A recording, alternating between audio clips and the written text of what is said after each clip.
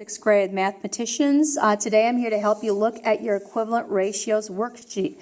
This worksheet I think is going to be pretty simple for you. It's kind of just an introduction to the basics of equivalent ratios. Remember we said the word equivalent just means equal, and ratios is a way of comparing things. We've done that in our interactive notebook yesterday.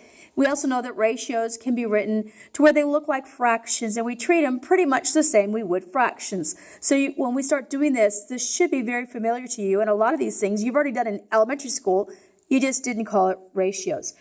Our first section here is all these tables, and they're just like input-output tables. So I see here I have a 6 and I have a 5.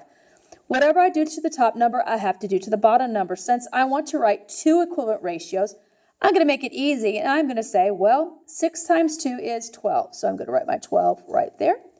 And 3 times 2 is 10. That's pretty easy, right? My next section, well, I'm going to use 3. 6 times 3 is 18. And 5 times 3 is 15. So now I have my two equivalent ratios. You do not have to use 2 and 3 every time.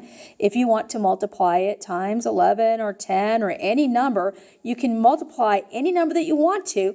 The trick is whatever you do to the number that's on the top of the table, you also have to do to the number that's on the bottom of the table. I did one with you. Make sure you write that down so you get it right. You only have to do 5 more in that section. The next section says, determine whether the ratios are equivalent. Determine just means decide. We've talked about that before. And equivalent means equal. So what we're looking to see, are these equal? Are they the same? Could I simplify one and get to the other one? So all I have to do is I can do this just like I would look for equivalent fractions. And I can say, well, does something times 11 make 55? I should know that 11 times 5 is 55. Well, does 10 times 5 make 50? Yes, it does. So I'm going to write a yes there. That's all I need to do. I just need to look and see, is one of these going to equal the other one of these?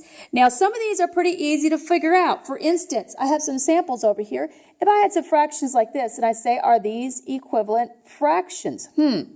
I start with 3 on my numerator on both of them, so I know I have 3 pieces.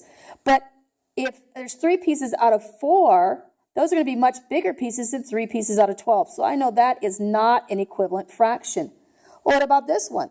4 thirds compared to 12 thirds.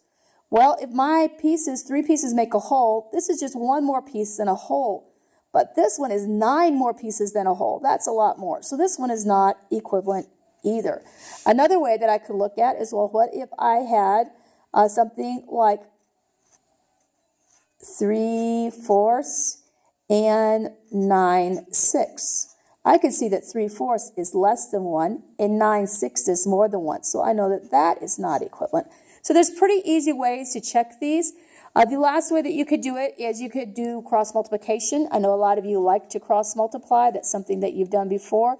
And you can go like this. You can say 3 times 4 is 12 and 3 times 12 is 36. And since those numbers are not the same, that is not equivalent. So there's several different ways you can look at these. They're pretty basic. It's a lot like what you've done in elementary school when you're in 4th and 5th grade. We're just looking at them as ratios now instead of fractions. Our last section says use equivalent ratios to find the unknown value. And we can see here we have our variable a. Guys, this is now algebra. And so this is a very simple one. We don't really have to actually go through the whole algebraic process to find this one. I can kind of problem solve and look here and I can say, well, 44 divided by 4 is 11. And that means 11 times 4 is 44. So what is 3 times 4?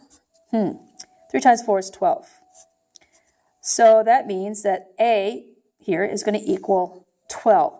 I have 5 more problems like that, and that's really all you have to do is figure out what you're doing to the one that you have, like what times 12 makes 48, what times 3 makes 12, what times 9 makes 45, what times 3 makes 9, and what times 7 makes 21. Once I figure that out, I can figure out the other number as well. So we've done 3 of the problems. You have 15 more to do. You should have plenty of time to do this in class.